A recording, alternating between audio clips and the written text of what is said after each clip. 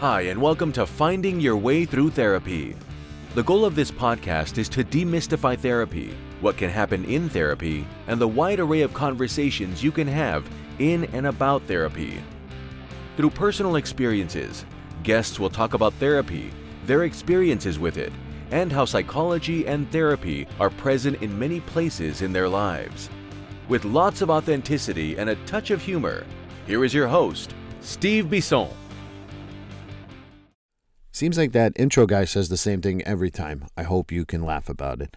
But welcome to episode 123. If you haven't listened to episode 122 with the Mental Men, please go and listen to it. It's just a great group of guys who like to talk about therapy, mentorship, the difficulties we face and stuff like that. But episode 123 with Brad Mastrangelo, he made sure that I introduce him as an all-around great guy. That's his title, actually.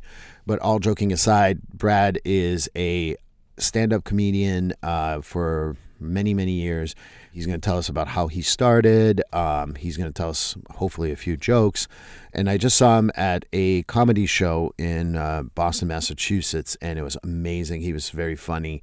I've known him through his wife. I worked with his wife for many, many, many years. Love Stephanie. And Brad is someone that I've always seen and talked, but we never had a one-on-one. And this will be our first one-on-one, and I hope you enjoy the interview. Well, hi, everyone, and welcome to episode 123.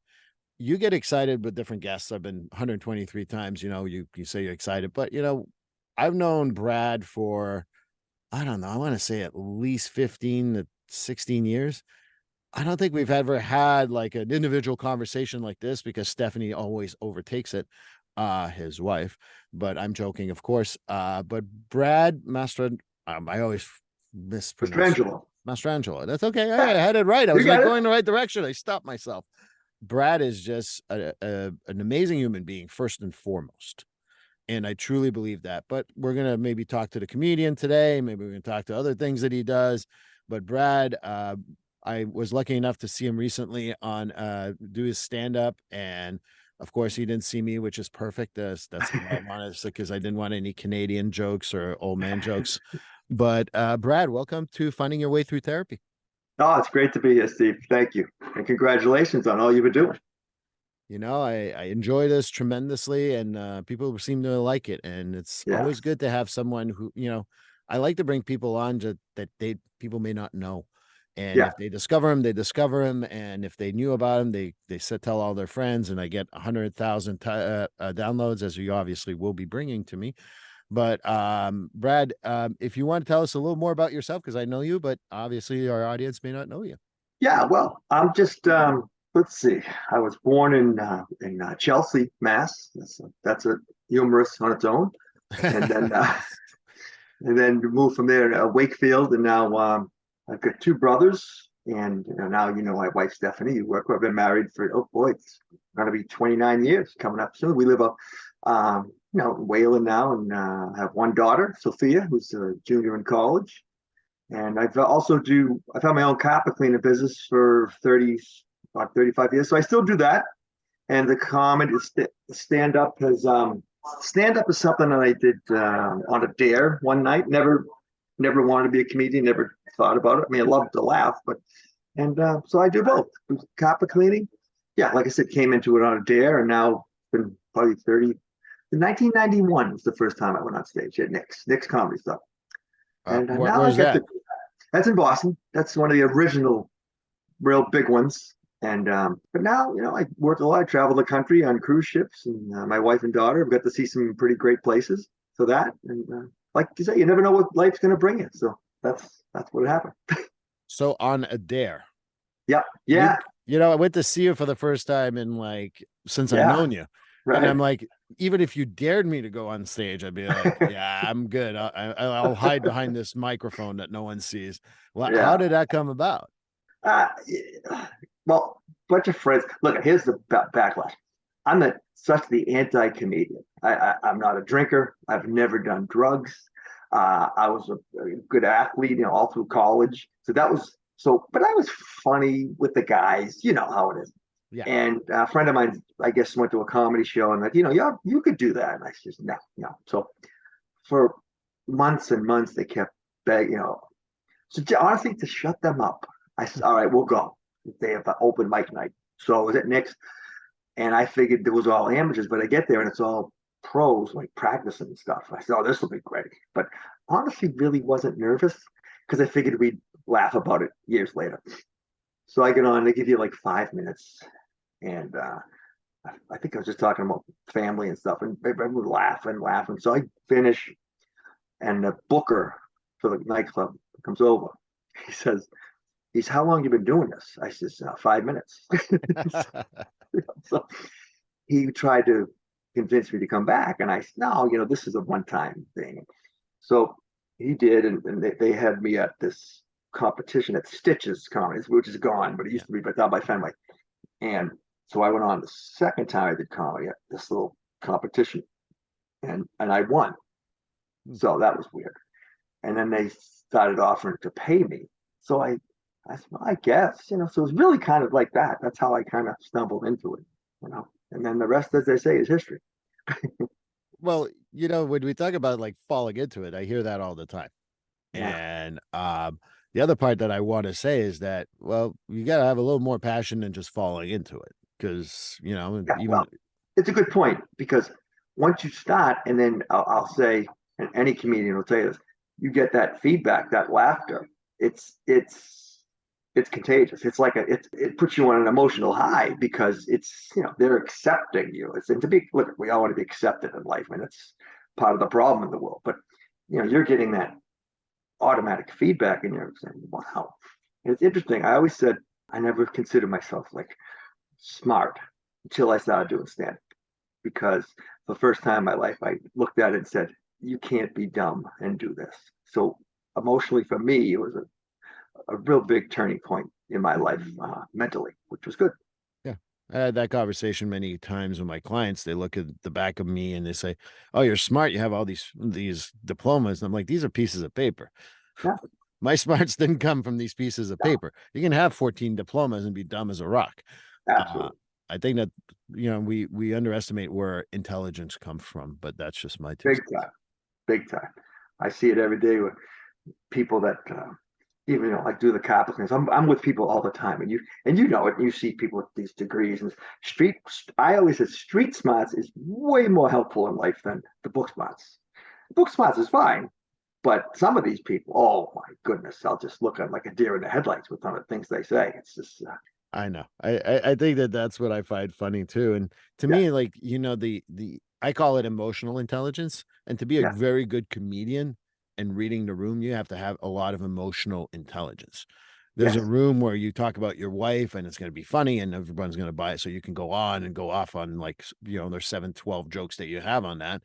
And someone, you go on the wife and they go, ooh, and you're like, okay, that's a wrong road to go on. Oh, you guys get I offended.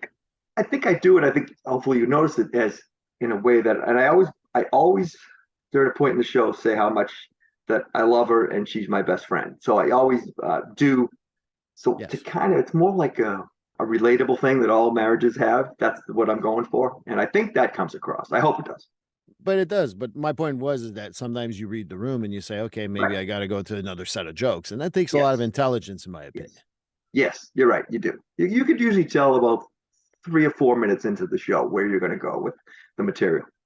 Yeah. Cause I think that, I know how much you joke around with Steph and I know how Yeah. much you love each other. So Yep. it's always good to kind of relate it, but it also for me, has always been like, I've seen comedians and sometimes people get like, well, I can't believe he said that about his daughter, his wife, his neighbor. And I'm like, you understand this is a profession, right?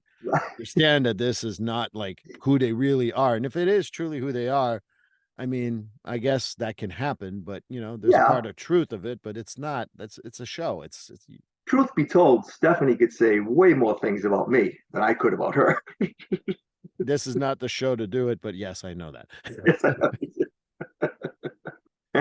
But I think that that's what it is, right? And there's something about being able to laugh about yourself or laughing about it's so important. I mean, as a therapist, I people always go like, "Oh, you always like crack a joke here and there," and I'm like, "Yeah, because you gotta laugh about yourself." I mean, I'm not I gonna think that's win. our problem in today's world. I really do. I mean, I'm not going to get political, but boy, if we could just laugh a little more at ourselves, I think we'd be a little better off.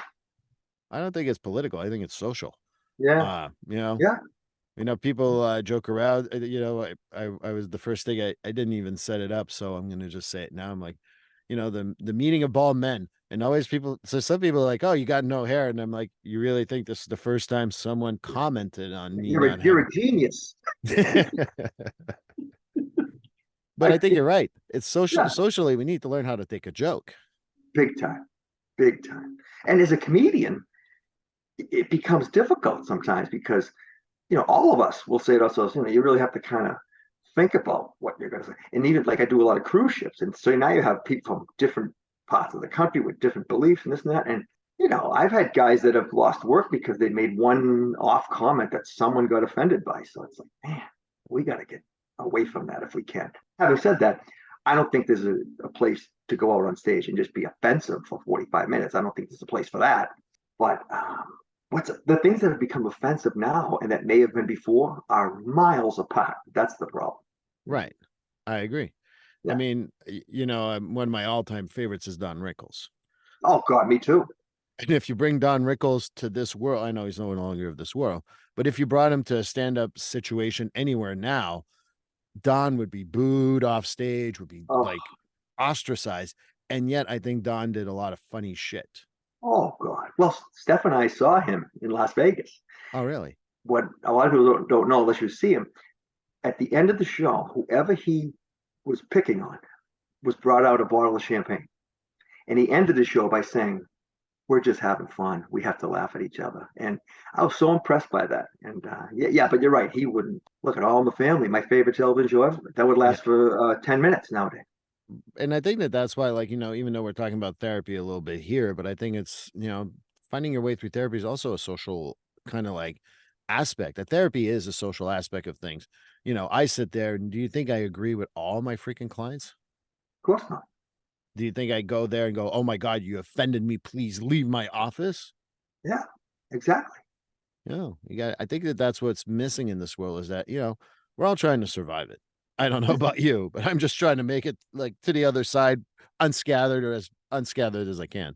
Raise our kids the right way, and that's what we're here for. Yeah, I talked to a therapist one time, and I said to her, "Do you ever just want to look at someone during therapy and go, shut up?"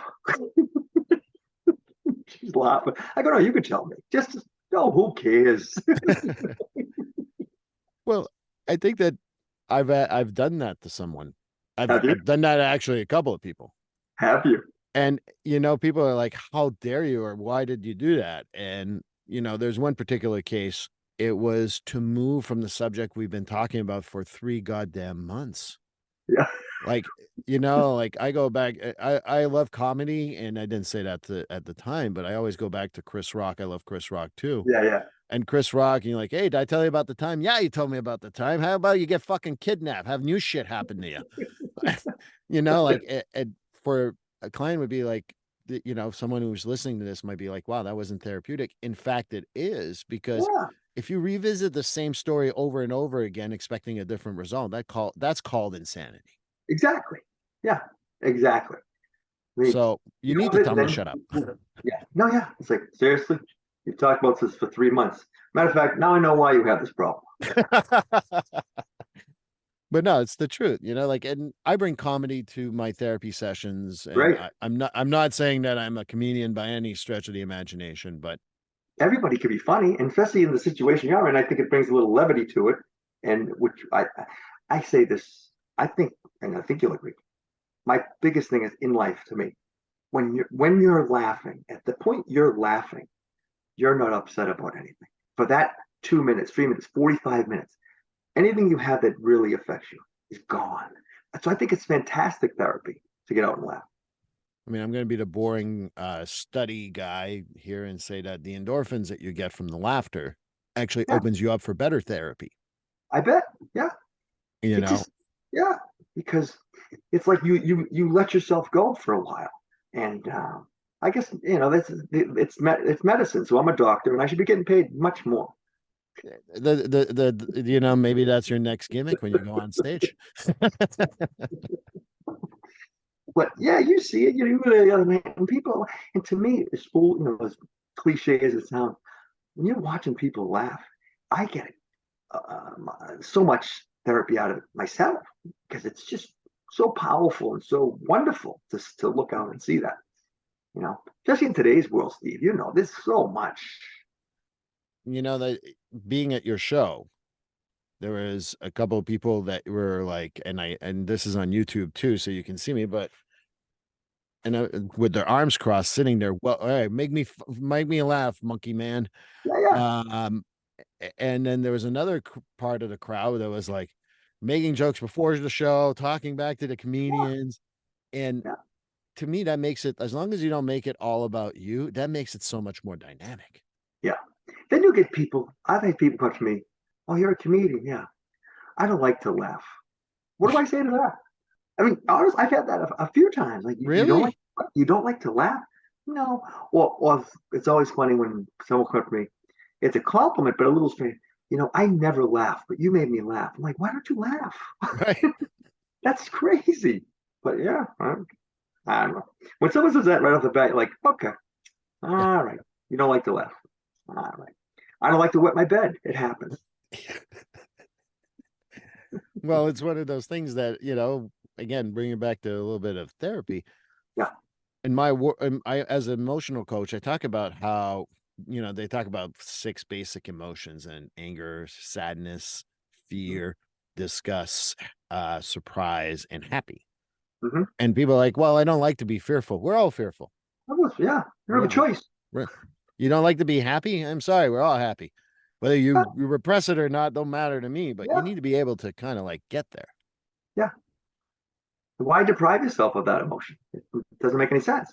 And I think it's funny because I think the week prior to this podcast, we're going to have the mental men, and it's a bunch of therapists, and we talk about that too, because like, why would you deprive yourself of anything? And you don't know everything, and No. life is not that serious. And if you make that life so much serious, you're going to be so miserable as a Oh human God. being.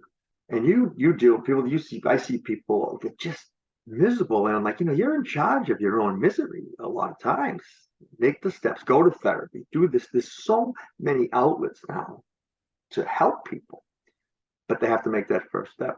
Like Yeah, and I mean, I worked with your wife in a specific environment Yeah. where we needed to, like, people would be like, sometimes I remember people would be like, you made that client laugh. You left and they're in a good mood. They came in, they had like a scowl on their face. Hmm. I'm like, did they talk to you and say goodbye? Yeah. Oh, they never do that. I'm like, exactly. That's how important it is to make at least people smile and laugh and all that. And just my 2 cents. Yeah. No, I swear by it. That's you just can't help to feel better about yourself when you're smiling or laughing. Not that it's going to cure everything, but it goes a little ways to helping you push forward. And also being able to take yourself less seriously. I think that's the other part too that you talk about, Biggest thing. socially. Yeah. This is not political to me. When you talk about politics, the people take themselves too damn seriously. I What mean, they I remember Tom Brady when he was playing for the Patriots, and he went to, I think it was Dick's Sports Store in California, and he's like, Yeah. "Hey, you look like the guy." He's like, "I am the guy," and then he Yeah. starts making fun of him with his Right. accent and all that. I Yeah. just think it's funny to be able to laugh about yourself. That's and the people that are like so serious. Like one guy, there was a guy at a cruise ship I was working with, a comedian, very funny guy, and I guess he made an offhanded comment, like a throwaway line about Biden, and someone was so irate they got up and they demanded he be fired. And I'm saying to myself, you want to take a guy's livelihood away from him because you can't take a joke? What's wrong with that scenario? That's why Steve, I don't talk politics, right? Because you lose half the room nowadays. Before you could, but not now. Someday maybe we will be.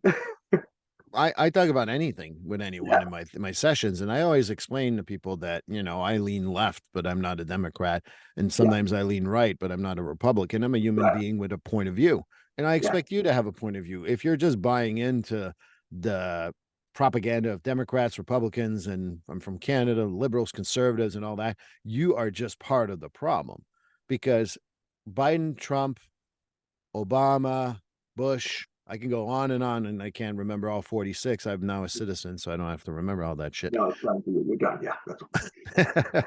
But like I don't have to buy into any of that. I mean, I've said to people before, and this is something I'm more than happy to say out here.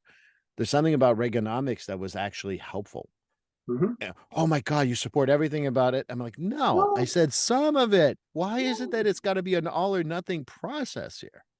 Well, I say I'm independent, and I say I think the problem is take the D and the R away, and we could all maybe get together on the same boat and make some nice decisions. That's what it's become. I just think that's killing us. You know. I explain that to people all the time because I mentioned to someone that there's a candidate who may or may not still be running for all I know by the time this is out, who had said that we got to set term limits. And if you're over 75 and in Congress, you got to have some sort of mental health status and make sure that you're okay. Oh, Nothing so wrong you with that. support all the politics? No, we No, talked about specifically this issue. Why did I have suddenly become whatever you think it is? no. I don't give a crap. I sat there with your wife in situations where I disagreed with the decision made in the office. Mhm. And that didn't mean I didn't love anyone I worked with, and just Right, meant I disagreed with that. And we had that understanding. We didn't even have to say, do we have this understanding? But it right. literally, we need to say that now. Because you know what it is? We have opinions. So Right. it's an opinion. That's it. I go back to Dogma too. I don't know if you've ever seen that movie, but Chris Rock's in there. And one of the lines is it's about religion, and it's in a very, very good view, like critical view. I know Harvey Weinstein is the producer, so it's hard to find now. Right. But one of the things he talks about is like, God thinks we had one thing wrong. He came up with ideas, and ideas, that's great because you can change your mind, you can talk to people. But once you make it a belief, it's tricky. People will die for beliefs. And Hmm. if we move to ideas from beliefs, maybe we can survive. And this is a movie from I think Dog was like 2000, 2001, Oh, around okay. there. And I always thought that that's a good way to see life. I have a view of coffee. Hmm. You may disagree with me, but I'm not going to kill you because we disagreed about coffee. Well, I say this different time. I remember when I was a kid, little kid, if my parents, people would be coming over, they would actually have discussions about politics and listen to each other, and it was okay. That is gone, really gone. And I think that that's where we need to be able to do it. Again, I have no problem if people are not agreeing with me. I don't, I believe that women have a right to choose, and it's none of my business what women choose to do with a baby. And I have a client who is very staunch pro-life. Hmm. And we have the most wonderful discussions because it is not personal. And we talk Right. about, and how that becomes therapeutic, as someone would ask, is that by examining those thought processes and being able to have a disagreement without hating each other. Like, oh, I can do that with other people. I said, no shit, Sherlock. Yeah. Well, I try to say this is what I try to say to myself and other people. Once you shut out someone else's opinion because you don't like it, you lose the ability to learn and educate yourself. You don't have to agree, but there might be something in there that you didn't know and go, oh, okay. But we've come to the point now where no one's doing that anymore. And that's too bad. And I think that that's why, comedy to me brings up these things that we hide from ourselves or hide from others. Yeah, oh, yeah. The Yeah. a good punchline is something that makes you slightly uncomfortable before you laugh. Yeah. Well, I think the biggest compliment I can get when people come up to me and say, oh my God, I can relate to all that stuff. Because, yeah, that's what we want to do. Think about what we do, dumb things, funny things, smart things, and talk, bring it up, laugh about it. Right. Then we're starting to go in the right direction, I think. And as long And as they pay me, Steve, I don't really care. yeah, hey, I'm right there with you. That's what I say to my And clients. As now it's long as you pay Canadian. me. We're going up to Canada, doing a cruise up to a couple hots in Nova Scotia, Oh, really? Sydney, St. John's, and then to Bar Harbor and stuff. But I went last year up. Now, let me ask you something as a Canadian. I was in Quebec, but Yes. Quebec, I think they fight with the other Canadians. Is that true? Is there a disagreement? I mean, Tell me the story. all right. So Quebec is. I'm going to go politics because this is true politics. But this What's is politics? you can look at the history. I'm not Okay, making this up. right. So Quebec was founded by French from in 1634, if I remember correctly. Yeah. And the Louisiana Purchase was bought from the French when they lost the war to England, and that's part Right. of where Vermont is actually Green Mountain in French, and Oh, okay. Louisiana speaks French, so there's a lot of it that comes from that. And then the English kept on trying to figure out how to get Quebec to speak English. And Oh, at the time it was called Lower Canada, I believe. And they created Canada in 1867 okay. to assimilate French Canadians. And again, I'm not making that up. It's a report that was written in 1864 by Lord Durham. So you can look at everything I'm just saying is not politics, it's fact. Back, yep. So when you're part of a country that says we want to assimilate you, it's a big Right, chip to carry on your shoulder. right, And we fought very hard to stay French, and we still fight to this day about that. So I think that's part of why Quebec has tried to, secede a few times. And I'm not going to bore everyone my history lesson here, but that's part of it too. But as I remind Quebecers, and this is something I've, in close to 25 years in America and knowing a lot of people, if anybody ever hurt Quebec in any way, shape, or form in other country, English Canada and the US would destroy anyone who would hurt us. And so we yeah, have that brotherhood. Now, let's get over what happened in 1867. yeah, But we hold grudges. right, yeah, I mean, we still call people in Newfoundland, which was part of England until 1949. And we still call them Newfies, which is a very derogatory term. Might as well call them from Alabama. And if you're from Alabama or Newfoundland, it's a joke. But ultimately, like, I think that Quebec has always had that chip on their shoulder, and sometimes it shows up in their politics. Thankfully, Alberta now has that chip on their shoulder, and they're getting all the attention because they have oil, and they say we want all the attention in Canada. So now they're hated. So it's great. Well, my mother's mother was born in Newfoundland, so I got a little Newfie. All right, so you're a Newfie. All right, I've got a lot of Newfie jokes for you, but they won't fly in America because when I say Newfie here, they're like the dog. I'm like, no, you But meant it. it's beautiful up there. I love going up to Nova Scotia, and that's one of my favorite cruises. Quebec City is beautiful. So And Newfoundland's the nicest people in the world. yeah, You very know, friendly. and when 9/11 occurred, I know, again, going in history a little bit, a lot of the planes that were coming from Europe had to land in Gander in Newfoundland because that was the closest one. And anybody who's been shout me out or write to me if that's if you've been on there. But the whole village, everyone took in, I can't remember the number, we'll say 5,000, it's over Right. 5,000. And they took them into their houses until they opened the airspace so they can get to the US.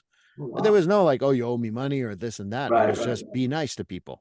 Yeah. And so Well, that's how good people in Newfoundland are. you know what's interesting, and maybe I'll like your take on this.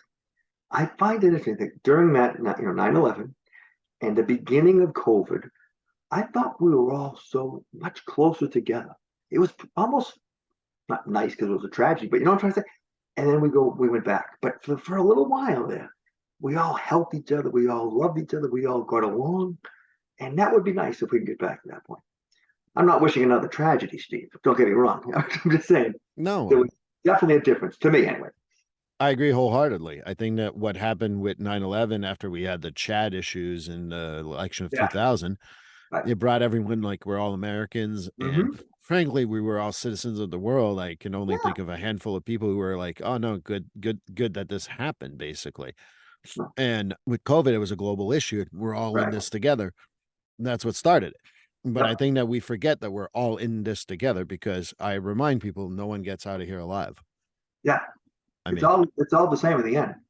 right. So So we need to start thinking about it that way. And when we ostracize someone as a therapist, my first question is, what do you see in yourself that you don't like in that person? And most people are like blown away by that and tell me to fuck off. But I think it's a good way to think about what do you see? Well, they're not willing to change their opinion. So you don't like to change your opinion. What? I'm like, yeah, that's what you just said. Fuck yeah. you. And then they kind of explore it and they go like, lo and behold, that's absolutely true. So I don't know. That's how I perceive it, is that if we understood that what we don't like in other people are parts of who we are, and that's shadow work from Carl Jung, and I'm not going to bore you with psychoanalytic bullshit here, but Yeah. that's what it is, and that's the Yeah. truth. And I like to say there's nothing wrong with not liking people. I hate a lot of people, Steve. No, it's not horrible, but let them go. Don't let them consume your mind 24 hours a day. It's okay, you know? And it's, as a therapist, I've said this to a few people, and I'm fine with saying that again. I hate people. I like individuals. I like small groups of people, but large number of people, it seems like the IQ just drops as the bigger the crowd gets. Oh yeah. Yeah. You should want cruise ships. All right. Well, you can tell my girlfriend. She was like, "Oh, we should go on a cruise ship." No. Oh, there's Why? great people watching on cruise ships, Steve. You could write a book. I'm trying to stay away from work and writing Yeah, books.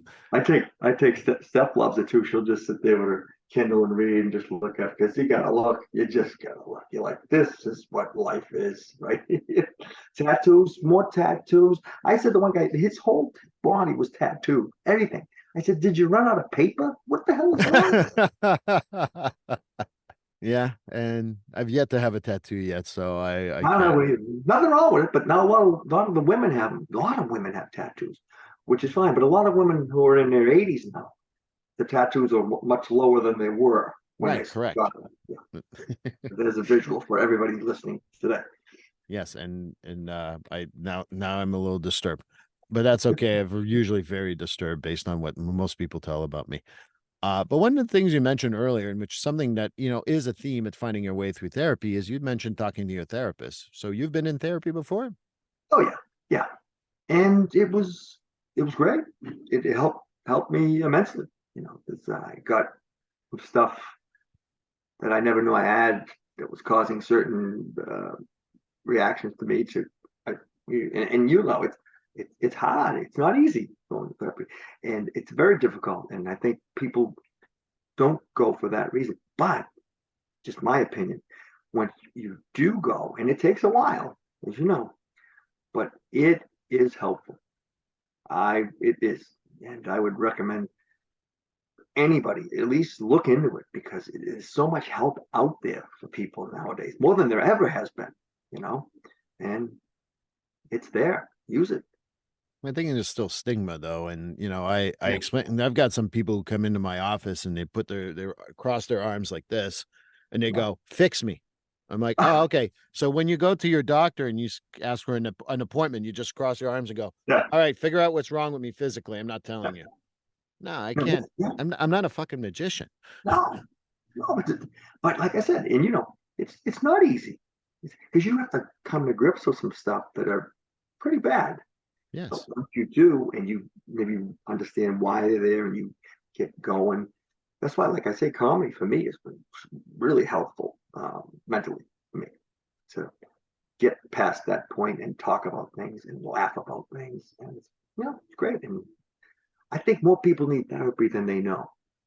you know, Well, I go with I'll tell you where this podcast comes from too, and maybe it'll make sense to you based on what you just said.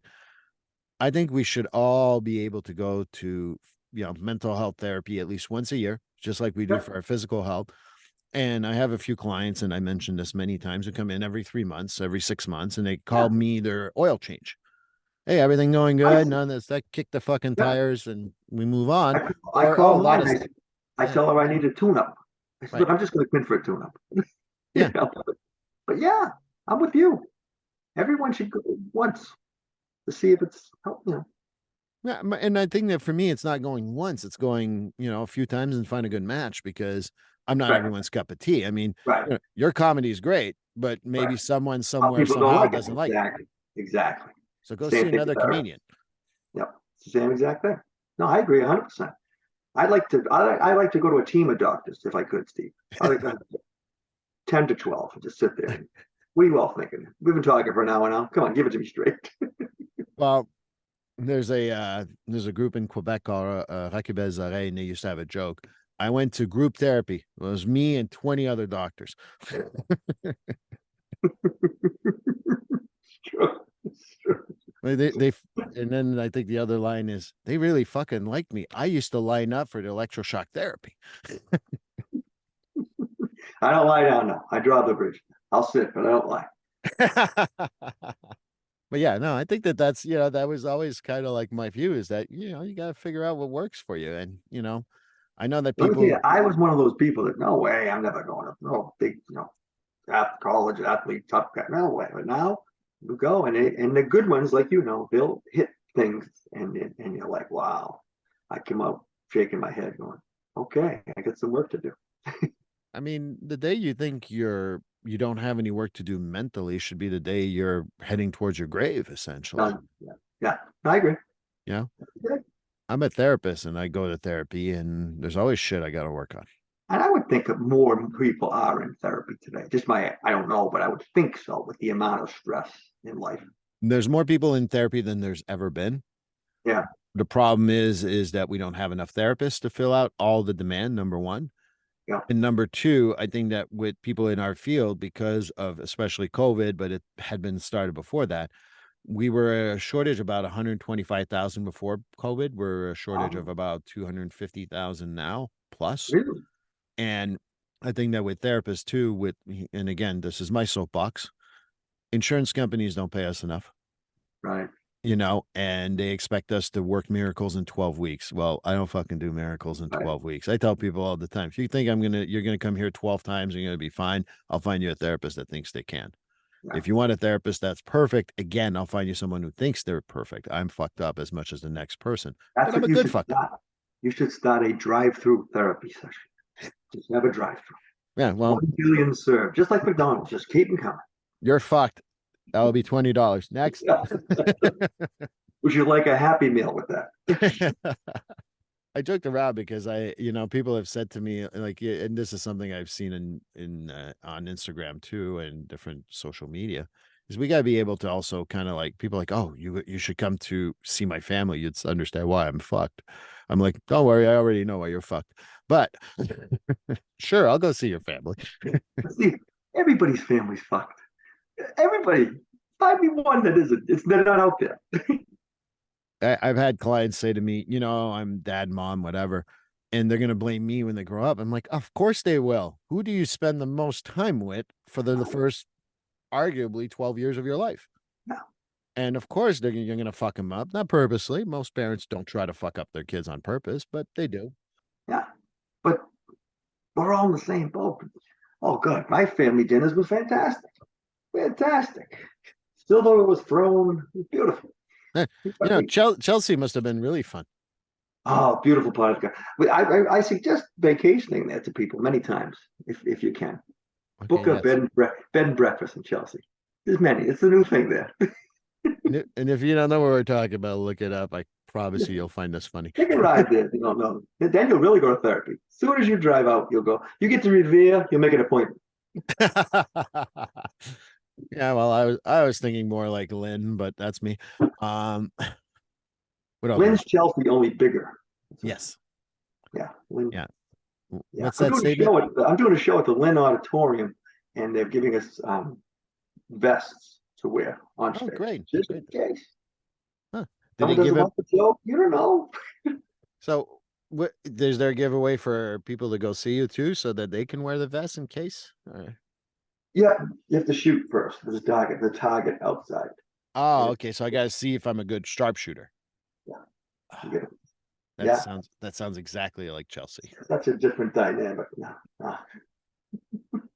We've joked around a whole lot here and, talked about serious stuff too. But, I think of everyone who does kind of work like a comedian, a bartender, a hairdresser, a therapist. We're all therapists in some ways too. Yeah. I know I have this, you don't have a diploma on the wall. I don't care about any of that stuff. Yeah. Do you think that that's part of what is also therapeutic, not only for you, but what you feel you kind of give to your crowd? Because it is a give and take when you do comedy. Yeah. Oh, absolutely. No, I think by talking about, you saw my show, my family growing up, stuff like that. Everyone can connect right there. And I think if I can laugh at it, maybe they can too, because, as we get older, we should laugh at it. Traumatic things, fine. But a lot of things, we all went through the same stuff as kids because that was their generation. That's how they knew to do it. And now we do it different. So we laugh at the differences, I talk about, getting hit as a kid. You can't even talk about that nowadays. But that was reality back then. You screwed up, you got a slap, And we go, I'll tell you one story.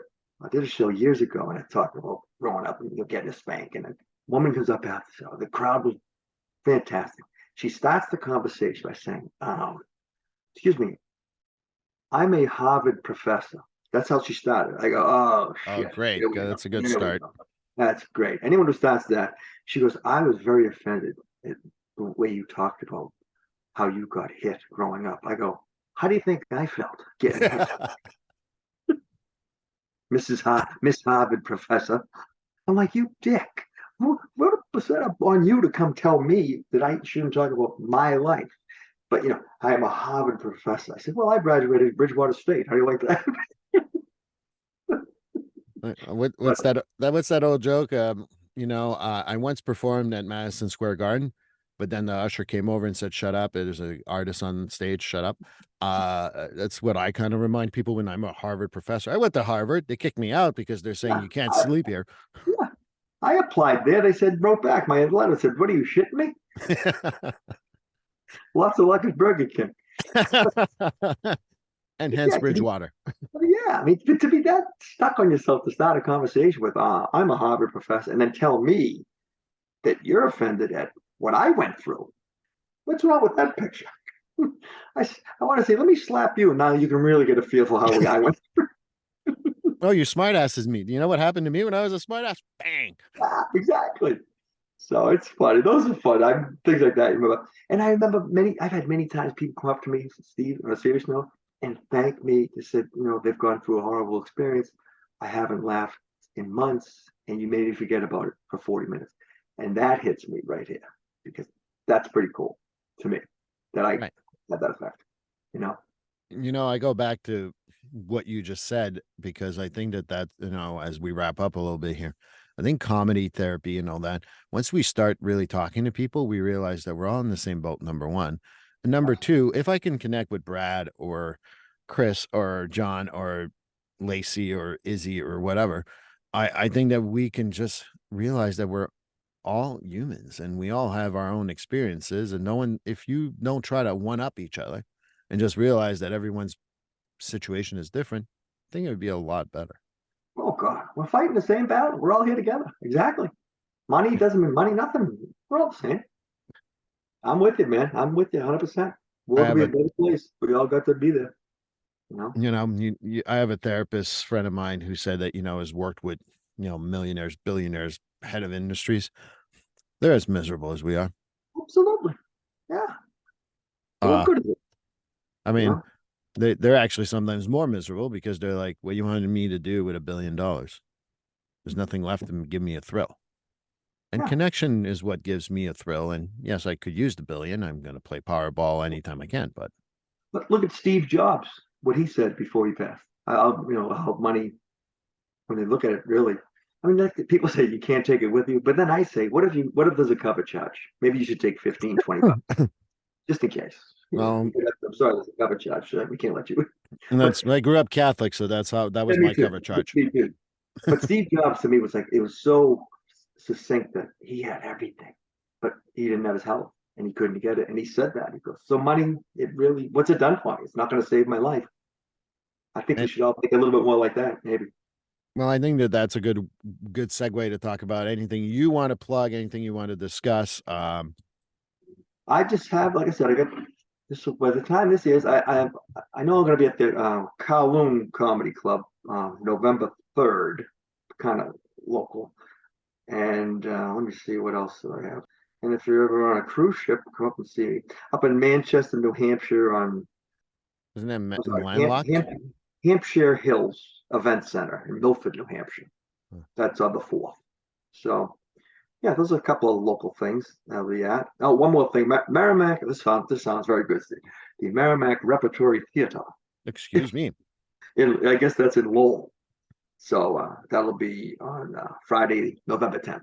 So a couple of gigs if you want to come out. And if what people want to follow more about your gigs in the future, maybe they catch this in December because I'm so popular. Can they look up where you're playing? Just Facebook now. I'm putting together a new website, so just like on Facebook, Brad Mastrangelo. I usually put where I'm going to be. I'll get around to a new website pretty soon. Well, I know that people always say these things, but I did see your comedy. I've always enjoyed talking to you as a human being. I loved your comedy. I'm not just saying that to be nice to you. You know that, hopefully. I've always liked talking to you. And I can tell you, I've been to a few comedy shows across the country. I don't know about the Boston crowd is just so like down to earth, and then the comedians are just so down to earth. I just love that crowd. And so if you get to Boston, go check him out. Go to Giggles, go to Calhoun's. We don't have enough comedy clubs, in my opinions. Yeah. There's comics down in, I think it's Foxwoods, if I remember Yeah, correctly. I think so. Yeah. But we need more comedy clubs. But very down to earth. And Brad, I really appreciate your time. Oh, my pleasure, buddy. Great to talk to you. Great talking to you. Congratulations to what you're doing. I think it's just fantastic. It's just fantastic. I appreciate that. Thank you. Yeah. Well, that concludes episode 123.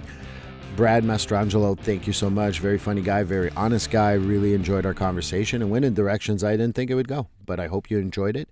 The next episode will be something I want to talk about, and it will be about first responders. As you know, I have a big passion of talking about them, so please join me then. Please like, subscribe, and follow this podcast on your favorite platform. A glowing review is always helpful. And as a reminder, this podcast is for informational, educational, and entertainment purposes only. If you're struggling with a mental health or substance abuse issue, please reach out to a professional counselor for consultation. If you are in a mental health crisis, call 988 for assistance. This number is available in the United States.